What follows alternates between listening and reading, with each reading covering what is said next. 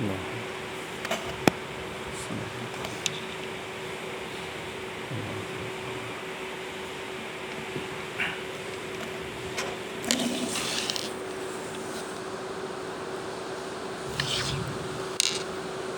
الحمد لله نحمده ونستعينه ونستغفره ونتوب إليه ونعوذ بالله من شرور أنفسنا ومن سيئات أعمالنا من يهده الله فلا مضل له ومن يضلل فلا هادي له أشهد أن لا إله إلا الله وحده لا شريك له وأشهد أن محمدًا عبده ورسوله اللهم صل وسلم على نبينا محمد وعلى آله وأصحابه ومن تبعهم بإحسان إلى يوم الدين يقول سبحانه وتعالى يا أيها الذين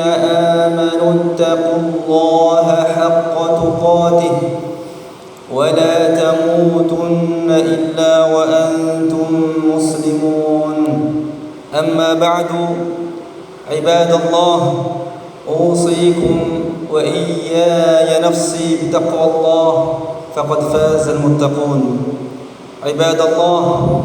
Marilah kita bersama-sama meningkatkan ketakwaan kita kepada Allah Subhanahu wa taala dengan melaksanakan apa yang menjadi perintahnya dan perintah Rasulnya sallallahu alaihi wasallam serta menjauhi apa yang menjadi larangannya dan larangan Rasulnya sallallahu alaihi wasallam.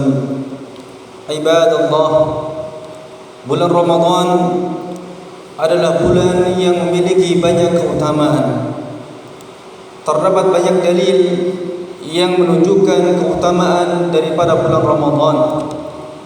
Di antaranya yang pertama adalah bahwasanya Ramadan merupakan bulan yang penuh dengan keberkahan. Nabi kita yang mulia Muhammad sallallahu alaihi wasallam bersabda, "Ataakum Ramadan syahrun mubarak." Telah datang kepada kalian Ramadan, bulan yang penuh dengan keberkahan. Keberkahan maknanya dalam istilah adalah kebaikan yang banyak dan menetap.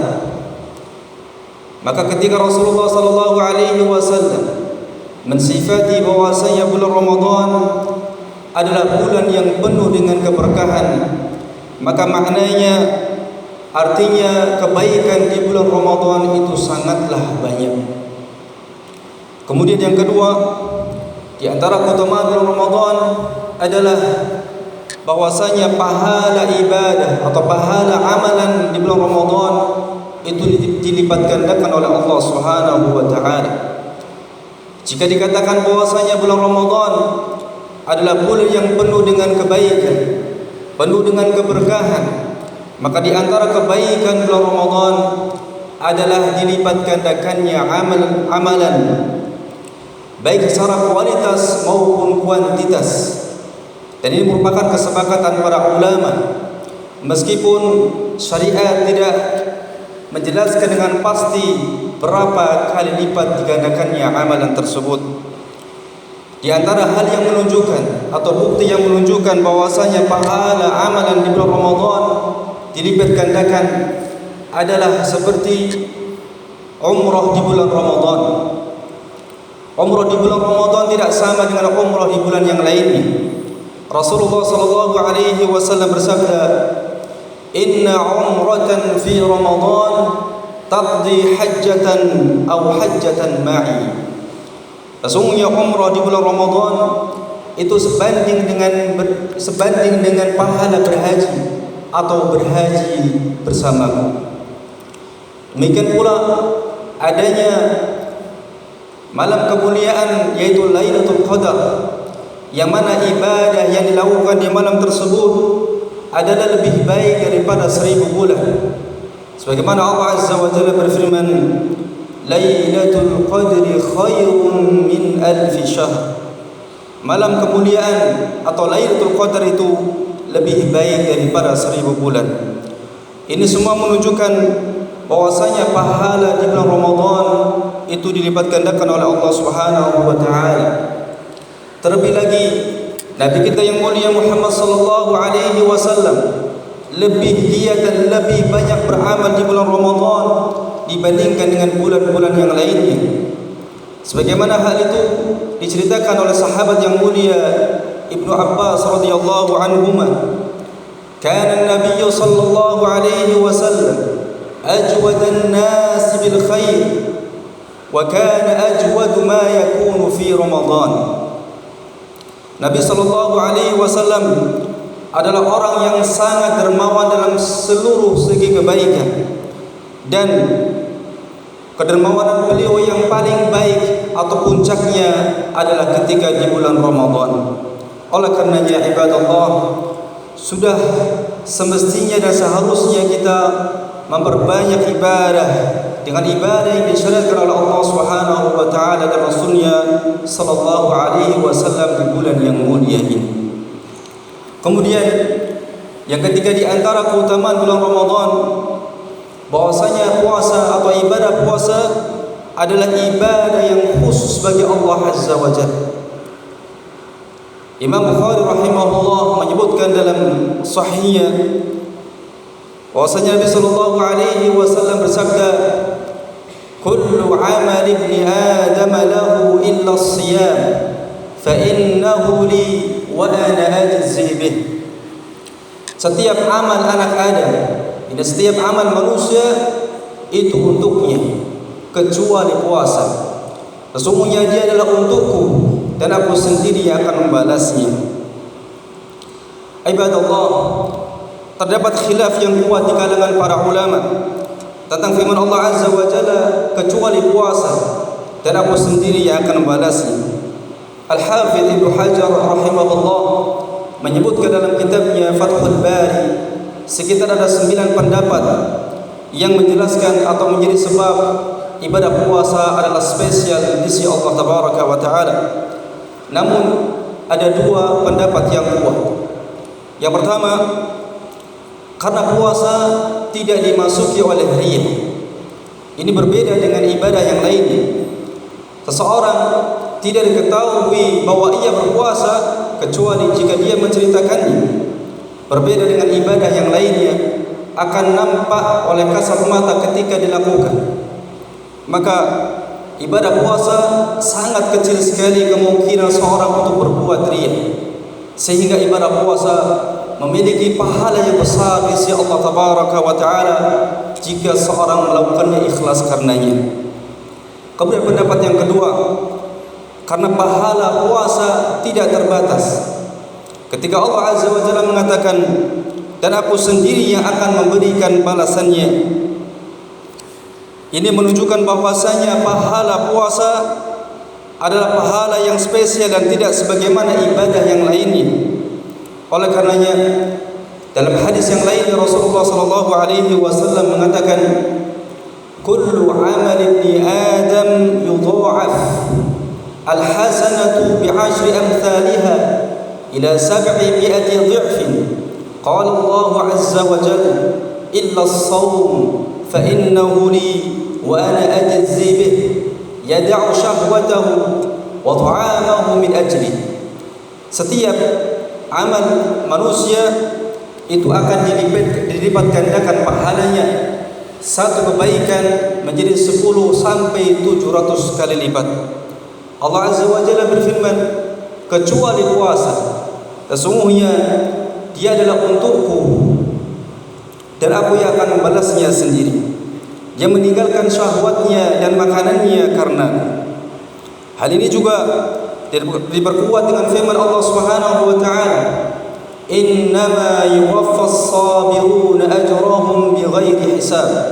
Sesungguhnya hanya orang-orang yang sabar yang akan dicukupkan pahala mereka kelak tanpa batas. Kita tentu tahu bahwasanya dalam ibadah puasa terdapat 3 macam kesabaran. Kesabaran dalam melaksanakan ketaatan, kesabaran dalam meninggalkan maksiat, dan kesabaran di dalam menghadapi ujian berupa rasa lapar dan haus. Maka orang yang berpuasa tentu dia bersabar, maka Allah Azza wa Jalla akan memberikan pahala yang tanpa batas kepada orang-orang yang bersabar.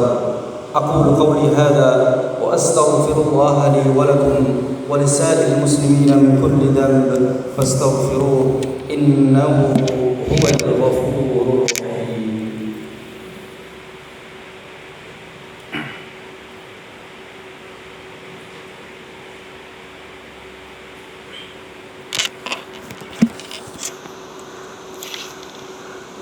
Alhamdulillahi rabbil alamin wa bihi nasta'inu ala umuri dunya waddin wassalatu wassalamu ala nabiyyina Muhammadin wa ala alihi wa ashabihi wa man tabi'ahum bi ihsanin ila yaumiddin.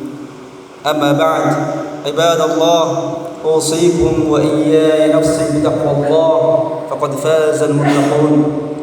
Ibadallah, di antara keutamaan bulan Ramadan yang lainnya adalah setan dibelenggu oleh Allah Subhanahu wa taala. Hal ini banyak diriwayatkan dalam hadis Nabi sallallahu alaihi wasallam. Di antaranya adalah sabda beliau, "Idza jaa Ramadan futihat abwabul jannah wa ghulqat abwabun nar wa suffidatis syayatin." Apabila Ramadan telah tiba, maka dibukalah pintu-pintu surga dan ditutuplah pintu-pintu neraka dan dibelenggulah syaitan-syaitan. Namun pertanyaannya, kenapa masih ada maksiat di bulan Ramadan? Bagaimana mengkompromikan hadis ini dengan kenyataan yang ada di lapangan? Maka ada beberapa jawaban. Para ulama menjelaskan.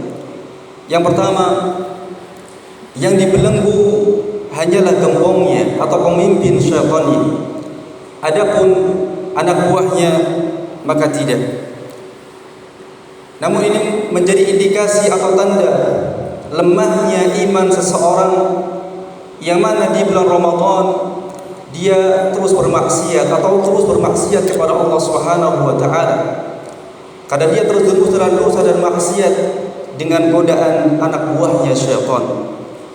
Kemudian jawaban yang kedua, maknanya adalah bahwasanya aktivitas setan terbatas di bulan Ramadan. Artinya setan tidak bisa leluasa menggoda manusia, sehingga kita dapati berkurangnya maksiat di bulan Ramadan dan semangatnya kaum muslimin untuk beribadah di dalamnya. Kemudian yang ketiga, maksiat juga disebabkan pula oleh faktor internal, yaitu jiwa seseorang. Artinya, karena keburukan jiwa seseorang, maka dia terus bermaksiat kepada Allah Subhanahu wa taala meskipun itu di bulan Ramadan. Oleh karenanya, Nabi kita yang mulia Muhammad sallallahu alaihi wasallam senantiasa menyebutkan dalam khutbahnya, "Wa na'udzu billahi min syururi anfusina." Dan kita mohon perlindungan kepada Allah Subhanahu wa taala dari keburukan jiwa-jiwa kita. Dan juga firman Allah Subhanahu wa taala, "Innan nafsa la'ammaratun bis-su' illa ma rahima rabbi." Sesungguhnya jiwa itu benar-benar senantiasa memberitakan kepada keburukan kecuali jiwa yang dirahmati oleh Rabbku. Maka ibadallah, apabila jiwa seseorang selama 11 bulan lamanya telah dibimbing oleh setan, maka ketika setan dibelenggu pun ia sudah bisa bermaksiat sendiri disebabkan keburukan jiwanya.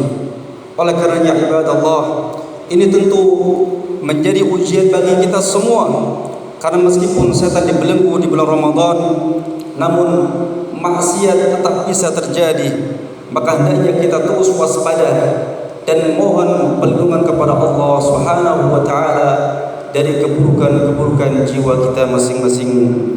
Innallaha wa malaikatahu yusalluna 'alan nabi ya ayyuhalladzina amanu sallu صلوا عليه وسلموا تسليما. اللهم صل على محمد وعلى آل محمد كما صليت على إبراهيم وعلى آل إبراهيم، وبارك على محمد وعلى آل محمد كما باركت على إبراهيم وعلى آل إبراهيم إنك حميد مجيد. اللهم اغفر للمسلمين والمسلمات والمؤمنين والمؤمنات الأحياء منهم والأموات. اللهم ربنا هب لنا من أزواجنا وذرياتنا قرة أعين واجعلنا للمتقين إماما. اللهم أحينا على الإسلام وأمتنا على الإيمان. اللهم ربنا تقبل منا إنك أنت السميع العليم، وتب علينا إنك أنت التواب الرحيم. اللهم أصلح ولاة أمورنا، اللهم أصلح ولاة أمورنا، اللهم أصلح حالهم إلى أحسن الأحوال. اللهم أعز الإسلام والمسلمين وأهلك الكفرة والمشركين أعداءك أعداء الدين. اللهم ارزقنا حسن الخاتمة. اللهم ربنا آتنا في الدنيا حسنة وفي الآخرة حسنة وقنا عذاب النار، وقنا عذاب النار.